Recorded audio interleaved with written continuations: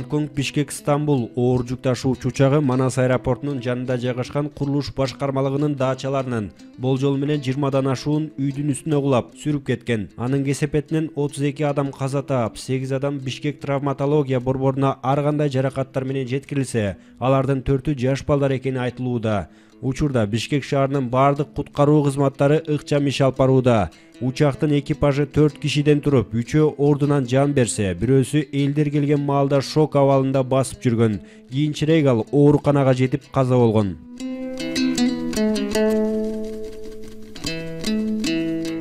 Кадимки учактын калдыктары, кыйраган үйлөр, анын айланасындагы ызы чуу жана жергиликтүү тургундарга жардам. Таңкы саат 7:30 чамасында туркиялык Boeing 747 жүк ташуучу учагы тынч жаткан элди дүрбөлөңгө салды. Гонконг шаарынан жүк ташып келе жаткан учак Манас аэропортунан май куюп алууну көздөгөн, бирок конуучу жайга жетпей кулаган. Бүгүн болгон окуя бүгүн саат 7-ден 5 өткөндө 10 өткөндө болду. Биз уктап аткан болчубуз. Биринчи жер титирегендей болду да, анан кийин эле жарылды да. Аны биз эми билген жок, бирок мен деле сразу ойлоп калдым, самолет жарылган окшойт деп. Анан чыгып туруп карадым, анан карасам бул жакта атылып кеттир. Өрт чыгып атат. Анан кийинип чуркап келдим. Мен мына сегинчи көчөдө кайнэжем жашачу. Кайнэжем ошо үй бүлөсү менен ошо жок. Ошонун үйүнө чуркап келсем, үйүн таппай койдум. Анан газ болуп кеткен экен бул жакта. Анан газдан мен чыдай албай кайра бул жакка келип, пожарныйлар келгенден өттү өчүргөндөн кийин анан бардык. Кайра барып анан ошол жерден анан кийин ошо кайнэжем ошо үйүн ошол жерден таап, ошол жерден 5 тең 5 өлүктү ошол жерден алып чыктык. Пожарныйлар канчада келди? Пожарныйлар бир жарым сааттан өтүп келишти.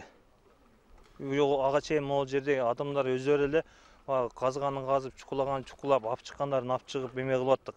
Бирок негизинде бул жак баягыдай газ болуп кетет экен, адам көпкө чыдай албайт экен. Кырсык болгон жерге жергиликтүү тургундар биринчи жетип келип, жаракат алгандарга алгачкы жардамдарды көрсөтүшкөн. Саат 8-дер чамасында келген өрт өчүрүүчүлөр аймакты курчоого алып, жалында күйүп жаткан өрттү өчүрүүгө киришкен. Курулуш башкармалыгынын даачаларынын жашоочулары, куткаруу кызматкерлери кеч келгенине нааразычылыгын жашырышпайт. 7:10 түштү самолет. 7-де мен кызым окуга кетти. 10 мүнөттөн кийин даңды чыксак жарык болду да жарылды бияктан. Анан бияктан берде эме представительдер бар, Максим байке. Экөөбүз машина менен бардык аэропортко, прямо постко бардык. Постко барсак, постолор айтты, эч кандай жарылган жок. Может, ол жакта үй өрттөнүп кетти деди. Анан Максим байке айтты, бул үйбү же биз айткан самолет күйүп кетти деп айттык. Айтсак мейли анда барып эле биз звонок кылып коебуз да бизди кетирип эле. Келсек уже тосуп калыштыр. 5-6 ошо Манастагылар тосту бу жерде. Ошондо мына көк формадалар тосту, вообще киргизбей койду бизди. Биягынан келдик, биягынан кирип тосуп эле туруп алышты. Азыр кислородный баллон бар, жарыла элек деп. Эгерде ошондо киргизгенде өзгө адамды алып чыгып болчок. Не деген адамдар өлүп кетти бул жерде. Түштөн кийин келип ал эми киргизбей турушат. Эми эмне тостосуңар бул жерде?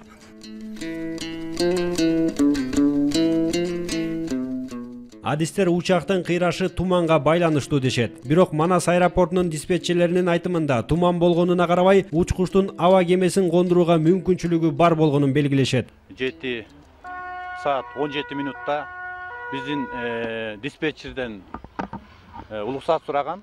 Диспетчерлер берген 320 метрдей өзлөрүнүн баягы көрсөткүчү боюнча 325 метрге жакын баягы алдын көрө турган мүмкүнчүлүк болгон. 300дөн өйдө болсо самолетко уруксат берилет деп биздин адистерибиз айтып атат. Ошол каптал жактан караганда ошо 400 метрдей көрүнөт да, көрүнө турган акыбал болгон. Мына ошондо уруксат берилген самолетту. Уруксат бергенден кийин ошо самолетту кондуруш бул эреже боюнча өзү ошол экипаж өзү кандай конот, өзүлөрүнүн бул иши да. Дагы бир тактап айтып кетиш керек. Түнкү рейстерден 11 самолет конгон бизге.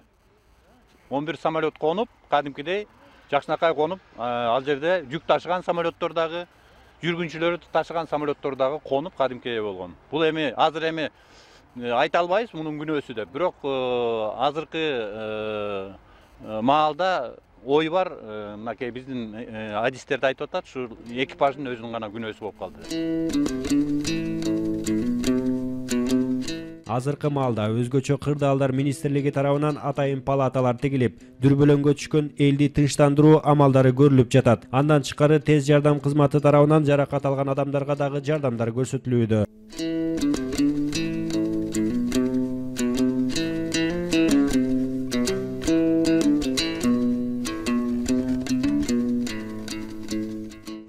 Кырсыктан болгон бардык иштерди жүргүзүү үчүн биздин өзгөчө кырдаал министрлигинин 300 сактоочулары иштеп атат. Ички иштер министрлигинен бүт территориянын баарын, аймактын баарын курчаган, тартипти сактоо боюнча ички иштер министрлигинен 500 кызматкер иштеп атат. Саламаттык сактоо кызматкерлеринен 60га жакын адам иштеп атат азыр. 14 бригада. Анын ичинде психолог, врачтар да бар. Саламаттыкты сактоо министрлиги окуядан жаракат алып, ооруканага жаткырылгандардын тизмесин жарыялады. Жалпысынан ар түрдүү жаракаттар менен 13 адамга бейтапканаларда жардам көрсөтүлүүдө. Алардын арасында Бишкек шаардык гинекологиялык ооруканасына 26 жаштагы Адина Айтбекова 16 жумалык кош бойлуу абалында жаткырылган. Учурда Адинанын абалы туруктуу. Ал эми Бишкек илимий изилдөө травматология жана ортопедия борборуна 2 жаран жеткирилип, анын бири 29 жаштагы Сагынбек Рахманов. Ал денесинен 45% күйүк алган. Акыбалы оор, 45% денеси күйүп калган. Азыркы убакта реанимация бөлүмүндө дарыланып атат. Бар дары-дармектер жетиштүү. Шоктон чыгаруу максатында иштер жүргүзүлүп атат. 11:20 дагы бир оорулуу кайрылган болчу. Теги эртең менен биз 3-3 больницага отурган балдардын атасы анда баш мээси чайкалган деген диагноз менен биз бияка жаткызып дарылайлы десек, ал отказ берип амбулаторуна кетти. Балдарына шартына байланыштуу. Мындан тышкары Сокулук аймактык ооруканасына 7 жаштагы Жакшылык Шералиев жаткырылса, улуттук госпиталга кулак тегереги айрылып кеткен 34 жаштагы Бакытбек Олжобаевке медициналык жардам көрсөтүлүүдө. Ал эми шаардык медициналык тез жардам балдар клиникалык ооруканасына 7 өспүрүм алынып келинген. 7 бала, бирөө мамасы менен түштү. Алардын анткени мамасы менен жатышкансынын себеби 2 баласы менен түштү да. Экөө бир 2 жашта экен, бирөө 9 жашта экен. Ошон үчүн апасын кошоп жатышканга туура келди.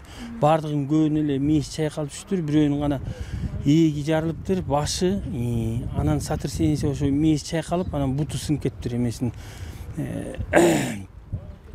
Алды буту сынып, ал бирок бесмишен экен. Аны эме кылып койдук биз.